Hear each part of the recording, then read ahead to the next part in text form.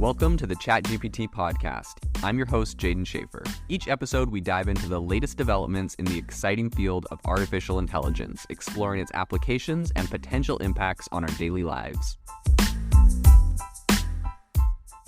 Have you ever wanted to start your own podcast? I record and publish podcasts on a platform called Spotify for Podcasters, and I absolutely love it. Essentially, you can upload from your phone or computer, and it distributes to every platform that plays podcasts. They support video podcasts, and you can make money on the platform with ads or even podcast subscriptions, something that has made my life so much easier as a podcaster. So if you're interested, I highly recommend you give it a try. You can download the Spotify for Podcast app, or go to spotify.com/podcasters to get started on your podcast today. I just released a bombshell investigative podcast piece about Inflection AI and the dangers it poses to humanity. This is right on the back of Inflection raising $1.3 billion and becoming the second most funded AI startup behind OpenAI. The episode is called Inflection AI Raises $1.5 Billion, Thinks Ecology is More Important Than Human Life. If you haven't listened to this, I urge you to listen to this critical episode. I'll leave a link in the description to the podcast and a corresponding article with the full transcripts of my conversation with Inflection's Pi chatbot. There is a controversial case going on right now in AI and video games that has caused a lot of people to be upset. And so today on the podcast, we're going to talk about it and talk about what has recently happened, which recently, Valve has actually responded to claims that it has banned AI-generated games from Steam. So this is actually a fairly rare statement. A bunch of claims were made that Valve was rejecting games with AI-generated assets from its Steam game store. And to be fair, or to be honest, Valve is like notoriously silent on, just the whole developer side of things. They really don't make a lot of public statements, so I think this is kind of a big deal that they have made this. But essentially, they are the gatekeeper of PC gaming distribution because Steam is such a massive distributor of PC games. But they said that their policy was evolving, and this wasn't a stand against AI, though they did essentially say that they did ban some AI games. And I think a lot of this whole issue kind of came out when a indie game developer, he said that he published a game to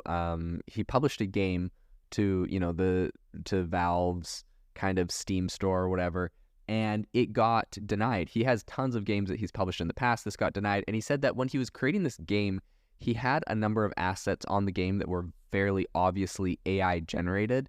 And, his plan was, just kind of throw up a rough draft of the game with some, more obviously AI-generated things and then kind of go and refine them based off of, the adoption of the game. And I've seen a lot of other kind of indie entrepreneurs in a lot of different spaces take similar strategies where essentially they'll create a bunch of different content or, games or a bunch of software or other things that are kind of like, they put out like a beta or like a test version first to see what the adoption, the interest level is on it. And based off of that, whichever ones are the most popular, they go and they spend all of their time and resources to make those ones a lot better. This is, I know everyone has different entrepreneurial styles. This is one that has worked fairly well for me in the past because it's really hard in today's day and age with so many different algorithms and different platforms for distribution to know when you create a piece of content, how it will be distributed and received if you're going to get picked up in an algorithm.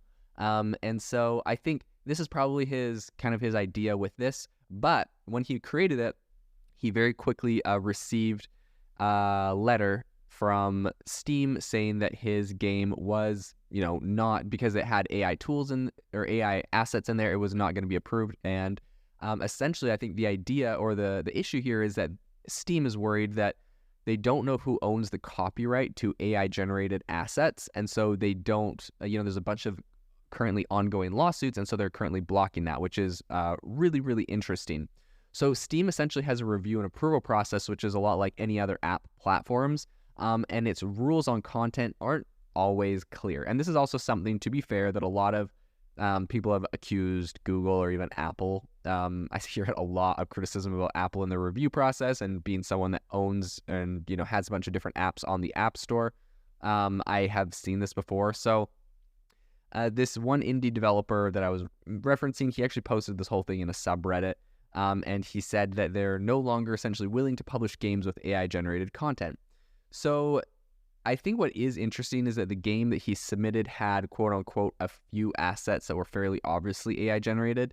And so I'm curious to see like at what level they actually comb through a game and they, look at it and how they determine what is AI generated. But, according to him, it was fairly obvious. So I'd be curious to see kind of what their level of review is, how they, do they actually run elements or components through AI generating, detectors and whatnot. So I think this is kind of interesting. But this is the quote that they gave him. They said, "As the legal ownership of such AI-generated art is unclear, we cannot ship your game while it contains these AI-generated assets, unless you can affirmatively confirm that you own the rights to all of the IP used in the data set that trained the AI to create the assets in your game." So here's another interesting thing. About a week after that, they gave him another update, and they said, because I think he tried to resubmit the game, and they said, "We reviewed your game and took our time to better understand the AI tech used to create it. Again, we will strive to ship most titles submitted to us. We cannot ship games for which the developer does not have all of the necessary rights at this time. We are declining to distribute your game since it's unclear if the underlying AI tech used to create the assets has sufficient rights to the training dataset." Now, I'm assuming what they're referring to is Midjourney, and that some of these assets may be created by Midjourney, and that might be one of their issues. Now, while this is a big issue that a lot of people are talking about today, I think what is interesting is this problem has sort of been solved, right? So recently we had news from Adobe that said any content created on Adobe's new AI image generator, they would actually pay for any lawsuits against any copyright infringements that people may find on it. And the reason that Adobe is so confident in it is because their entire database and platform that their model was trained off of was images that were exclusively owned by them, or they exclusively paid for. And so they essentially have a stock image place, a stock image site, and they used that, which they have the rights to train their entire model, unlike Midjourney or even, OpenAI's DALL-E 2, which uses more broadly assets from the internet, which they don't have the rights to. So I think this is really interesting. I think the solution here is to use Adobe's solutions when you're generating some of these assets. But I know this is easier said than done, because Midjourney is by and large, by a long shot, the best text to image generator. And there's a lot of these other tools that are very good at what they do, that are very specific. And so I think it's gonna be a tricky situation, and we'll have to see how a lot of the lawsuits play out. But I have also, while we're talking about video games, I have also seen a lot of really impressive AI tech that it allows you to essentially generate characters within video games, 3D characters with text prompts. And those are all trained off of data sets that the company explicitly had the rights to use. And so I think at the end of the day, it's going to matter a lot more where you get your assets generated. And there'll be probably different ways that you prove, what AI engines you're using to generate your assets. And I think that will resolve a lot of these issues. But at the moment, it definitely is an issue that people are talking about. So I think as the use of AI as a game development tool this isn't actually a controversial topic, just using AI. A lot of major developers like Ubisoft have very, very vocally said that they believe AI assistance is helpful, and they might actually be necessary to build at scale at the rate that they want to, especially when they're talking about metaverses and a lot of things that require just an insane amount of assets. But AI that helps create really realistic mountains or switch up, quest structures is one thing, and generative AI powered by unpaid artists is, what they would say is another. So I think it's not exactly clear what liability, if any, different creators or distributors of this AI art are going to have. We're still waiting for a lot of the lawsuits to kind of settle. But if these creators can't realistically claim copyrights on their own work, I think that Valve has essentially just said that this is a risk, and publishing their games is too high of a risk. So Valve responded to Eurogamer and said that basically their policy is more, what's legally required than any other stance on AI. I don't think they have a problem with AI in general. It's not like they're just banning AI because they dislike it. They said, "We know it is a constantly evolving tech, and our goal is not to discourage the use of it on Steam. Instead, we're working through how to integrate it into our already existing review policies. Stated plainly, our review process is a reflection of current copyright laws and policies.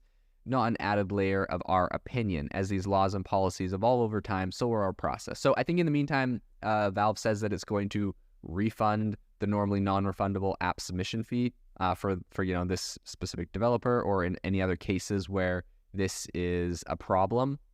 But I think at the time it's not really clear that AI is being used meaningfully outside of a bit of experimentation. So it's going to be interesting to see what actual impact this has on the industry as a whole and how we see this evolving in the future. If you've been following the podcast for a while, you'll know that over the last 6 months, I've been working on a stealth AI startup. Of the hundreds of projects I've covered, this is the one that I believe has the greatest potential. So today I'm excited to announce AIBox. AIBox is a no-code AI app building platform paired with the App Store for AI that lets you monetize your AI tools. The platform lets you build apps by linking together AI models like ChatGPT, Midjourney, and ElevenLabs. Eventually will integrate with software like Gmail, Trello, and Salesforce, so you can use AI to automate every function in your organization. To get notified when we launch and be one of the first to build on the platform, you can join the waitlist at aibox.ai. The link is in the show notes. We are currently raising a seed round of funding. If you're an investor that is focused on disruptive tech, I'd love to tell you more about the platform. You can reach out to me at jaden@aibox.ai. I'll leave that email in the show notes.